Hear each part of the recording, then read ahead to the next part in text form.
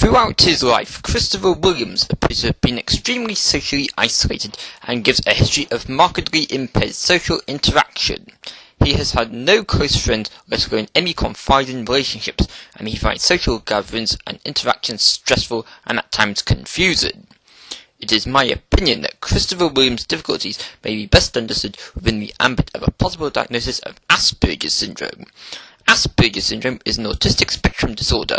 Lorna Wing, Burgion and Wing 1983 described the main clinical features as a lack of empathy, naive and inappropriate one-sided interactions, little or no ability to form friendships, pedantic and repetitive speech, poor no-verbal communication, and an intense absorption in certain subjects. Sutmari et al. 1989 identified four main diagnostic features, most notably social isolation, impaired social interaction, for example a clumsy social approach and difficulty sensing the feelings of others, impaired non-verbal communication, for example looking at others and infringing other people's physical space, and finally speech and language peculiarities, for example abnormalities of inflection and idiosyncratic use of words. All the above factors appear to be very pertinent in this case, and certainly our interview with Christopher Williams, he himself was able to recognise this. Christopher Williams is not suffering from a mental illness per se, but I do feel that he would benefit from work addressing some of the above aspects, for example modelling behaviour and simple social skills training. I have taken the opportunity to discuss this with my colleague Mr. Psychologist, who has indicated that he would be happy to undertake this work.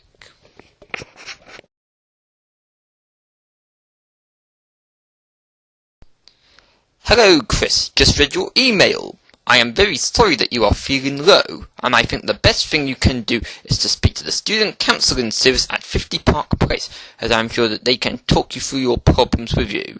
You are not the only one, I'm sure, so don't worry too much. Can you talk to your parents about it? Because I felt down in the first few weeks, and I find that talking to them helped me loads. It is sad to hear about your problems at school, but try to forget about it now, as it is their problem, not yours. There is no need to thank me for anything. I haven't done anything special. Hi Chris, thanks for telling me stuff, but I'd appreciate it if you didn't email me anymore. Chris, I am sorry that you feel this way, but I want to set a few things straight. The reason I emailed you that was because you have been acting strangely towards me, i.e. always staring, knowing my whereabouts and listening to conversations that I have with others. Things that you have said, like how I should wear my hair, etc., I find inappropriate and creepy. I had no problem being friendly with you to start with. I didn't judge you at all, but you need to become less paranoid. I did not laugh today when you told me that you go to the sea centre on your own, and I can swear by my life that I was not talking about you that night at the refectory, but I have never told my whole friends about you. But the fact that you admitted you were there to see me freaked me out. I didn't even know you were there.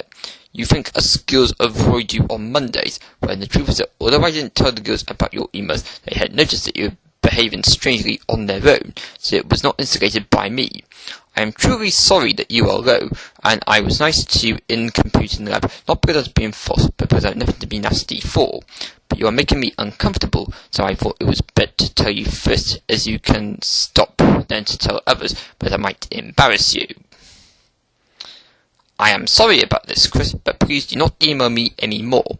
Any more emails will be deleted unread.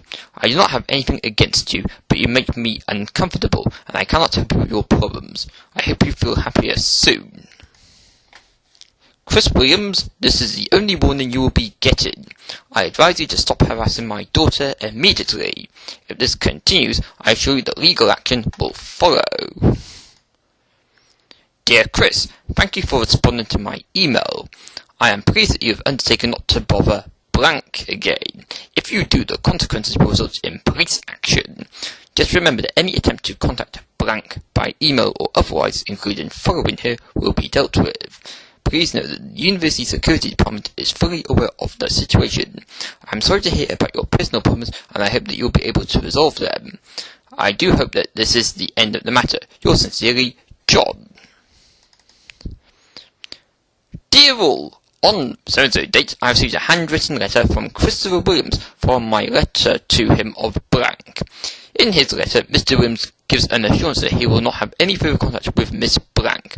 The letter goes into great detail about how the friendship came about, and that he finds it strange that such a friendship should have resulted in the position we are currently at. Nevertheless, he does apologize for any upset caused. He also adds that he has the absolute emotional support of his parents, sister, and priest. I will write to Miss Blank, confirming this and inviting her to contact me in the event of any reoccurrence. I am sure that all of us will monitor the position closely. Regards, Dr. Christopher B. Turner, Director of Corporate Services and University Secretary.